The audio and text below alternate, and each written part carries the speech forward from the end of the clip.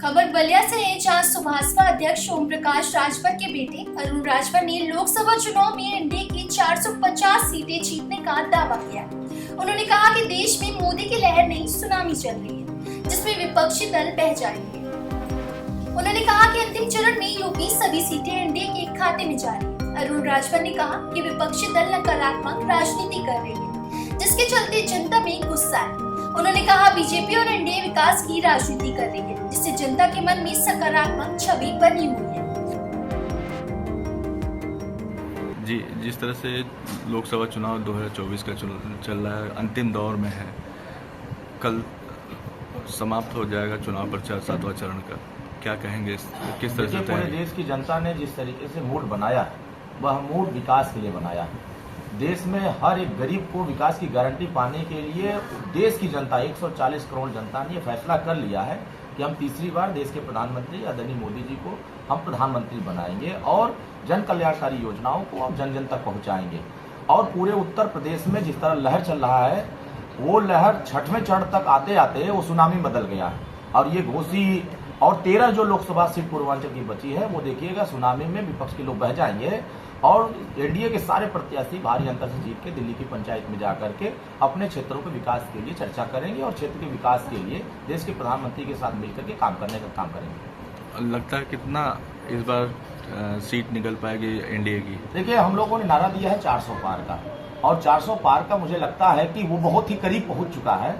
और 13 सीटों का पूर्वांचल के अन्य राज्यों में जो सीटें बची हैं, अगर वो सीटें सही सलामत सही चीज़ से चलती रही तो मुझे लगता है कि 450 पार होने से हमको लगता है अतिशयोक्ति नहीं होगी, क्योंकि देश की जनता का मूड और जनमानस के बीच में जाने के बाद जो दिख रहा है, जनता में विरोधियों के प्रति बड़ी नकारात्मक बातें हैं। विरोधियों का नाम जनता लेते ही बौखला जा रही है।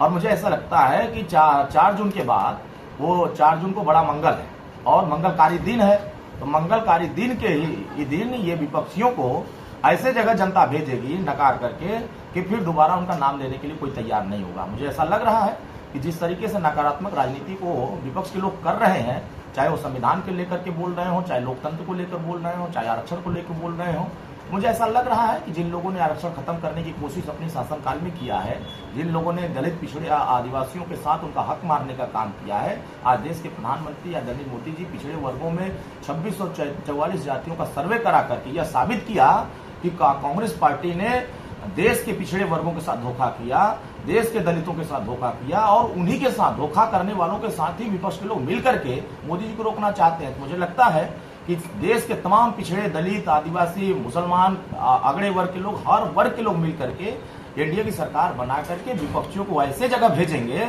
जहां इनका कोई नाम लेने वाला नहीं रहेगा। तो जिस तरह से विपक्ष हमला कर रहा है कि कोई रोजगार न बेरोजगार जो व्यवस्थाएं हैं कहीं नहीं कुछ भी है, विपक्ष बेरोजगार हो चुका है। जब सत्ता में थे जनता के इन्होंने बेरोजगार बनाया था, ये बेचारे खुद बेरोजगार हो गए। और मोदी जी जनता के हित के लिए काम कर रहे हैं। अगर हम 80 करोड़ लोगों को राशन दे रहे हैं तो उनके हित के लिए दे रहे हैं। विपक्ष के लोग जब उनकी सरकार थी तो गरीबों को राशन के नाम पर लूट कर लेते थे, पेंशन लूट लेते थे, आवास लूट लेते थे, शौचालय लूट लेते थे, नाली खड़ंजा पुलपुलिया के पैसे लूट लेते थे।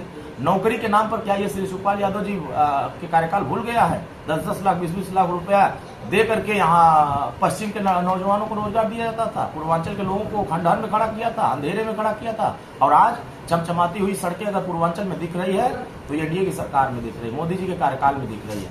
अगर पूर्वांचल के लोग लखनऊ अगर 3 घंटा में पहुंच रहे हैं तो ये एनडीए की सरकार में चमचमाती हुई एक्सप्रेस वे पूर्वांचल बना है, तब वहां से लोग जा रहे हैं। आज पूर्वांचल के लोगों को 18 घंटा 20 घंटा बिजली मिल रही है तो एनडीए की सरकार में मिल रही है। आज ट्रांसफार्मर चल रहे हैं तो 48 घंटे में बदले जा रहे हैं। उनकी सरकार में 6 महीने तक कोई नाम लेने वाला नहीं होता। आज हर एक गरीब अपने आप को सुरक्षित महसूस कर रहा है। इनकी सरकार में दंगे होते थे, हर कोई ऐसा साल नहीं होता था जिस साल बम ब्लास्ट न होता हो, कोई ऐसा साल ना होता था जिसमें कर्फ्यू नहीं लगता हो।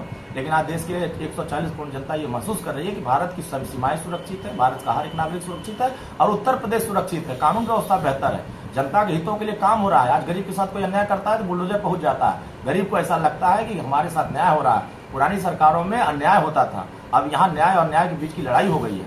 अन्याय करने वालों को जनता ऐसी जगह भेजेगी जहाँ उनको नाम कोई लेने वाला नहीं तैयार होगा। उत्तर प्रदेश की जनता ने फैसला कर लिया 80 की 80 सीट जिता करके देश के प्रधानमंत्री को 400 पार के आंकड़े तक पहुंचाना। अंतिम सवाल, नारद राय जी जो समाजवादी पार्टी के थे, कद्दावर नेता थे,